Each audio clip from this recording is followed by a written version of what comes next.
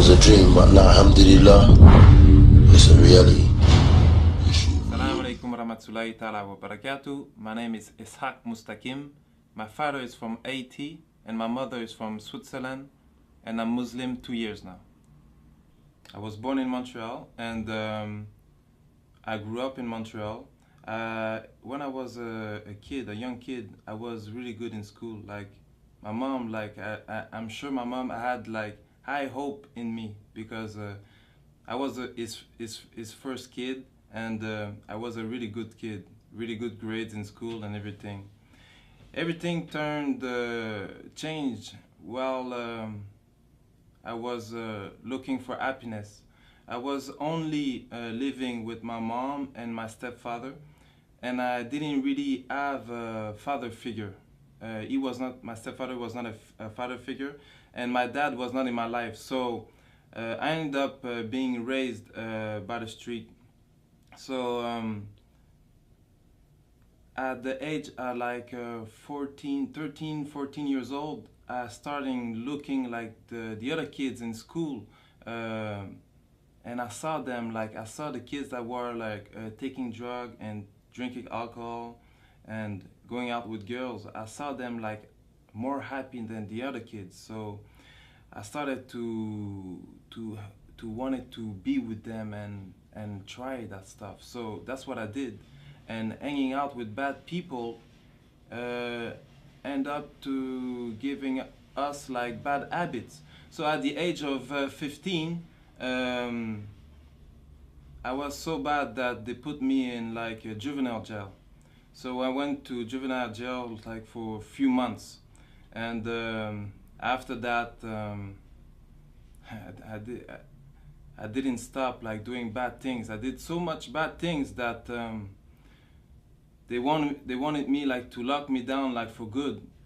So I ran out from that juvenile jail, and after that my mom had to send me back to Switzerland.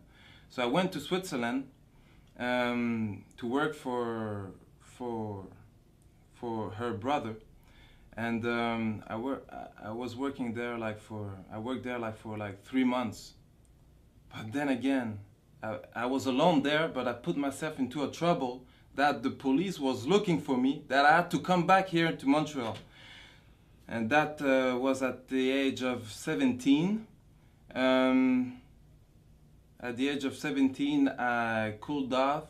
I stopped doing like bad things a little bit because I was saying to myself like soon I will be 18, and soon like if I get caught, I will go to jail. But I don't know what happened with me. Like at 18, like I started back again, and they got me, and I went to jail for like 2 years. Before I went to jail, I learned that the happiness was into getting high, getting drunk, and getting with girls. But in jail, because jail is the school of crime, I learned that the happiness was into getting a lot of material thing, a lot of money. And 2 years in that jail made me have a criminal mind. I didn't have a really criminal mind before, but that 2 years, like that's what it did. And I was Christian before, and I was Christian, but I was not praying. I was only praying like when I wanted something really bad, or when I was into problems. And that jail time was for me a problem. So I started reading the Bible and praying a little bit. And I don't know why, like somebody that I wasn't speaking with, he wasn't around like who I was hanging with. He just came and gave me the Quran, and he told me to read it. But at that time, like I was reading the Bible, and the Quran was not written the same way, so it didn't like touch me. So I just like give it back. After when I got out from jail, I started my mission to get money. When I got out of jail when I got out of jail is then when I started chasing the money, getting after the money. And because I had no school, and the fastest way to get money was a criminal way, that's the way I went. And in every type of way to make money, any type of like bad thing you can think, I was in it, because really my plan was getting money. And I lived like, I don't know if it's a good thing, or if some people would say it's a good thing, some people would say it's a curse, because in my life, like, I achieved like most of my goals that I wanted. And for 10 years, like, I lived that life of like luxury, that life of power and respect. So because when I say this, like, people don't really understand, so I have to make a little bit like of explain a little bit. Like when I say like I had the things that most people, young and older, they would like to have, that I had in my life, they don't really understand, because everybody has his own perspective on like what is luxurious. So when we're talking about cars, Benzes, I had a few, BMW, Porsche, Viper, Hummer, Jaguar, Cadillac, like most of all the brands, like the big brands, that's the car that I had. Like houses, condos, but not like only like the cars like normal, like the car, because when you buy a car, it's like to make you happy, but the thing is that happiness doesn't last. So right after, like, you have to suit up the car. But after, when the car is suited up, there's nothing else to do. So you buy another car. Me at one time, like, had like 2 cars, and I was renting out like other cars just to have another change, because like I was bored. I had a house and I was living in hotel suites. It cost me like 10,000 a week just for hotel suites. So the clothes, like just the clothing, like because like when you have money, like even the money, like change your style a little bit. Because before I was like I was dressing like everybody, but after that I had to like buy suits, you know, like $3,000-4,000 suits, you know. And I had like me, I was not really the type that was going like into clubs and partying. I didn't really like that. What I liked it more was really, because really I was on a mission. I really liked it more, like staying home, counting money, planning for other plans, you know. So when I got out to into the club, was only like for money purpose. When we had like meetings, or like when they invite me, so they had to be like VIPs and everything, because the thing is that most of the rappers, they want to be like gangsters, and most of the kids, they want to be like rappers, but those rappers, they want to be like the criminals. And at one time, that was the type of person I was. I was a person that really liked like to enjoy a good meal. So that's what I liked it most. Every day going to big restaurant, like the biggest restaurant of the cities, and eating on floors that most of you will never see. Like floors that are not open to the public. So we eat like for like few thousand a meal. And that's nothing, because there's other people that's doing more, you know? So that was the type of life that I was living. and I lived like a millionaire life for like 10 years. But at the end, because all that doesn't come from nothing, you have to work a lot. And at the end, I was questioning myself, like, because when you have all that, and I didn't find the happiness, like, even at one time, because I was in my house, that I rebuilt my complete house. Like, I made a container, like, to come in front of my house, and I destroyed everything, like throw out everything in the container, and I rebuilt everything, like, with the best of the material. But even after, I'm alone in my house, like, and I'm thinking, like, I'm not happy. Even if I drink the best of the alcohol, I'm not happy. So I was questioning myself, like, really badly. And it's then when sometime, like, you go into, like, little, like, what we can call, like, depression, because you're questioning yourself so much. And at the same time, like, because when you live that kind of life, it can't be good forever. So after 10 years, I got caught for a little thing, and I had a sentence of 11 months. So I went to jail for a few months, 9 months, and because I didn't, like, you don't do, like, the full sentence. Like, I went to jail for 9 months. So there, because of my criminal file, like, they put me, like, in a certain area, like the maximum.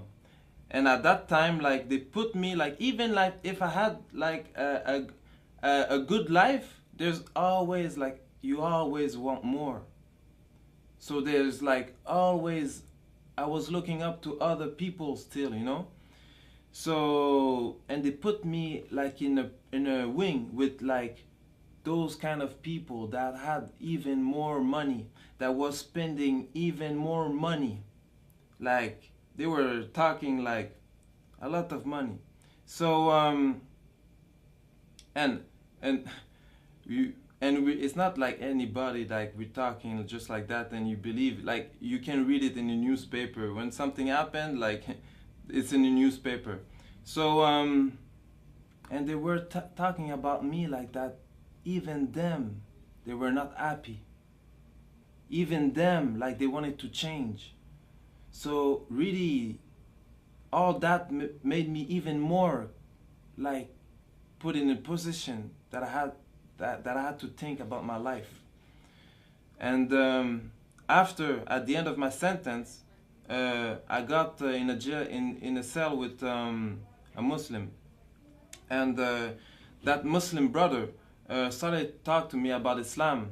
And really, now I was, like, because I was already questioning myself, so I was really interested about what he was saying, and what is a good thing for him, but a bad thing for me. He got released, but he told me he would send me the Quran, but maybe something happened, because he never did. Like, I don't know if he never did, but I never received it. So after I got released, and I went back to my same life, you know, and I forgot everything about God, because when you know more into problems and you're not a Muslim, as soon as things go good, like, you forgot God again. And while I was, like, doing my life, I met up with a woman, and that woman, she was Muslim, and her mom, she told me that I should look up into Islam. And it's then that I started doing my own research. So I was reading, like, books, and I read the Quran, and I was really surprised to find that in the Quran that they had, like, the same prophet that there was in the Bible.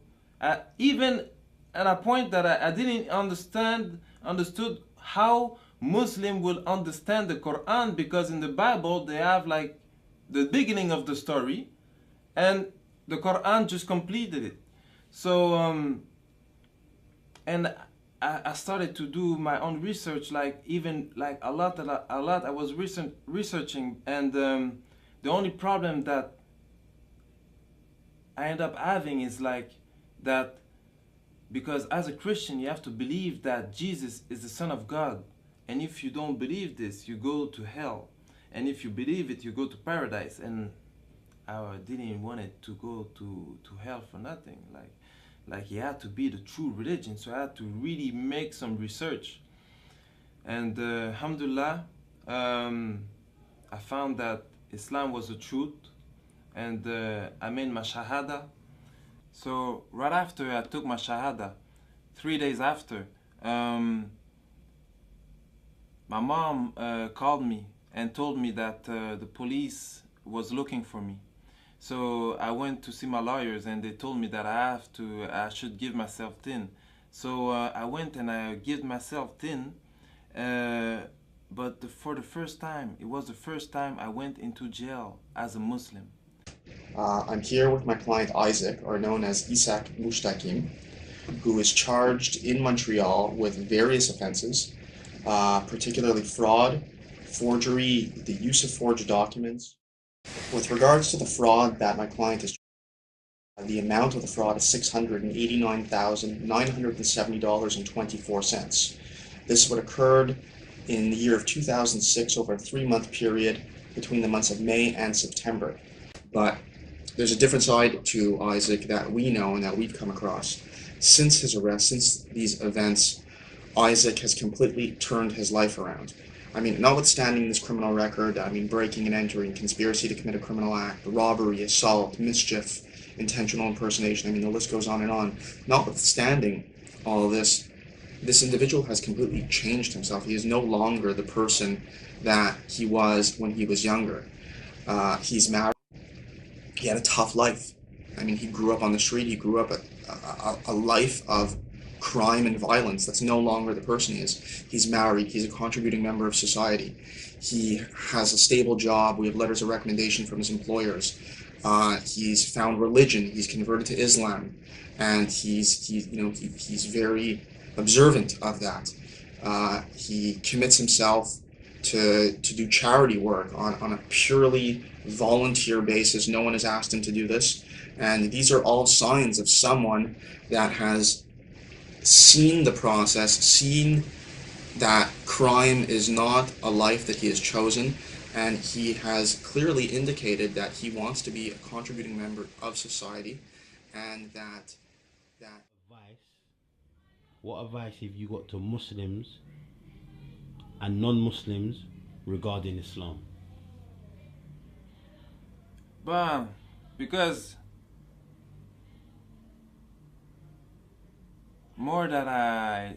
before I never knew like Muslim people.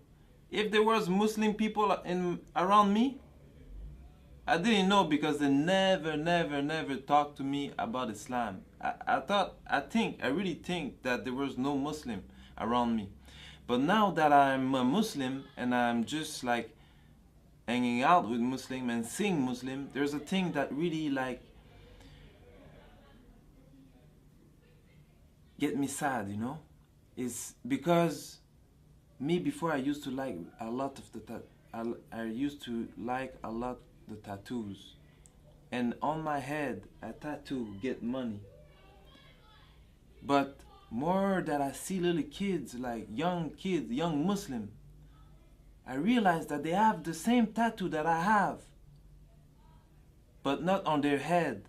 They have it on their heart, and they want to compromise their Islam for money, for like seriously stupidity. Like I don't, and that get me like really sad, that they don't know the value of what they really have. Because Islam gives me an happiness that everything that I had in my life, like all the money, the girls, because with a lot of money comes the girls, the money, the girls, the house, the condo, like all that life never give me a happiness that I have today. A happiness that lasts. And for the non-Muslim, seriously, before, like I didn't know nothing. For real, me, before, I will never thought I will be a Muslim. Never. Never. So seriously, like, what they're showing, like, in the media, because we all things like, we think like Muslim is like crazy people with beard that want to blow themselves up. Like, I don't understand. Like, what you see in the media is not the real thing. Really, if you want to learn something, you open the book and you read. And before, I used to not read, never read. But seriously, when you read about Islam, it's the best thing that you can learn. And even if you're not interested about changing your religion or getting a religion, at least just read it for like education. Just read it so you know what they're talking about. Why so much people are turning into Islam? Why? You have to question yourself, like, because everybody has a brain. Maybe you believe there's a God or not. I believe there's a God, and a God like give us a brain, and the brain is to think. So I just ask you to think by yourself. Don't think like don't just follow what the media gives you. Like, think by yourself and read. Like, read the Quran. There's translation of the Quran in French, in English, in all the language. So just read, try to really learn about Islam, and don't look what the Muslims are doing, because that's a lot of people say like, but I know a Muslim. A lot of Muslims, we're human beings and we all do mistakes, and there's a lot of Muslims that like there's only one Muslim, and that was a prophet that really like can live what the religion, the Prophet ﷺ, like that really like lived what the religion was teaching. But all the Muslims, most of the Muslims, even me, I'm not a perfect Muslim. We all try to be good. We all try, but you can't learn the religion by looking at me or hearing what I'm saying. So that's why I'm saying, go read the Quran and learn about Islam from its source. And I want to say Jazakallahu khair to Roadside to Islam. Assalamu alaikum wa rahmatullahi ta'ala wa barakatuh.